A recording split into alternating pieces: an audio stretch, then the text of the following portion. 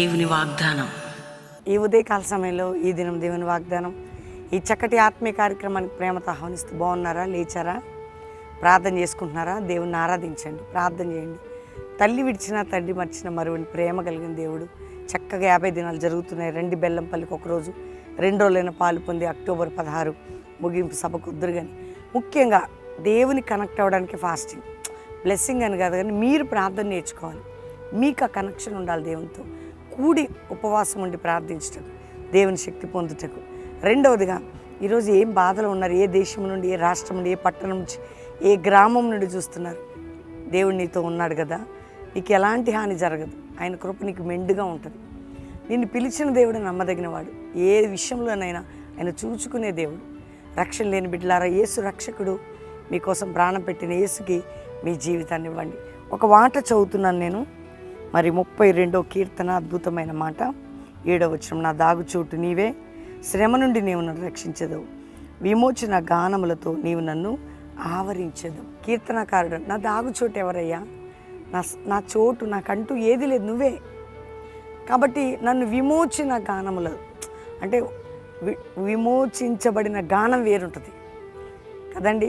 దుఃఖముతో గానం వేరుంటుంది, విమోచన గానం. నన్ను రక్షించేవాడవు నువ్వు, నేను రక్షించే దేవుడు ఆయనే. నీ దాగుచోటు దేవుడే. నువ్వు విమోచన గానములతో ఆయన నన్ను ఆవరించే దేవుడు. అలాంటి కృప నీకు ఇస్తాడు. కాబట్టి ప్రార్థన దేవుని దగ్గరకు తీసుకెళ్తుంది. మనం ఎంతగా దేవునికి క్లోజ్ అయితే అంతగా శ్రమ నుండి శ్రమలు రావని నేను చెప్పనండి. క్రైస్తవ సంఘాలకి శ్రమలొద్దు అనేది లేదు. శ్రమలో నుండి నేను విడిపిస్తా. శ్రమను నీకు వేరు, శ్రమ నుండి నిన్ను పైకి లేపుతా కదా. ఎంత మంచి మాట అండి. నిన్ను శ్రమ నుంచి విడిపించి సంతోషముతో దేవుడు నిన్ను ఆవరిస్తాడట. అటు ధైర్యంగా ఉండండి. ప్రభు మాట్లాడుతున్నాడు. శ్రమల నుండి విడిపించి. ఎప్పుడు విడిపిస్తాడు? మనం ఆయన దాక్కోవడం ద్వారా. ఆ దాక్కోవటమే ప్రార్థన. వింటున్నారా?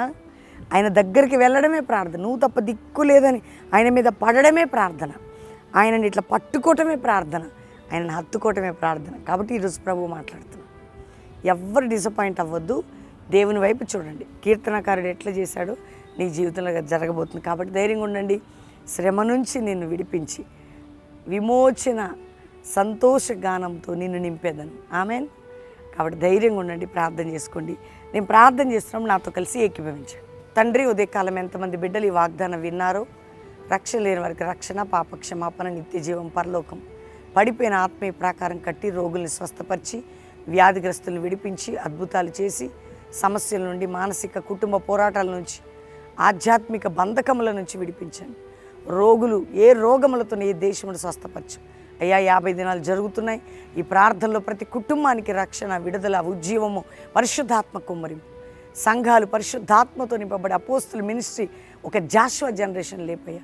కల్వరీ మినిస్ట్రీని కూడా నీ దాగుచోటు, మా దాగుచోటు నువ్వే. విమోచన గానములు మమ్మల్ని ఆవరింపజేయి, మా ప్రియులందరినీ ఆవరింపజేయి.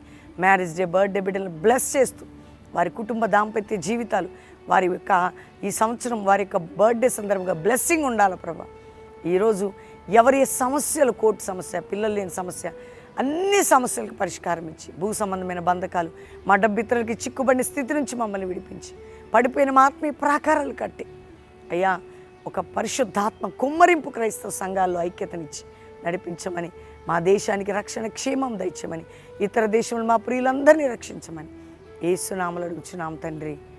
Amen, amen, amen. ఈ వాగ్దానం అందరూ లైక్ చేయండి, షేర్ చేయండి, మంచి కామెంట్స్ పెట్టండి. పాస్టర్ ప్రవీ యూట్యూబ్ నుండి పొద్దున సాయంత్రం లైవ్ ఇస్తున్నాం. Regular prayers. మీ అందరు సిద్ధపడుతున్నారా? రెడీగా ఉన్నారా?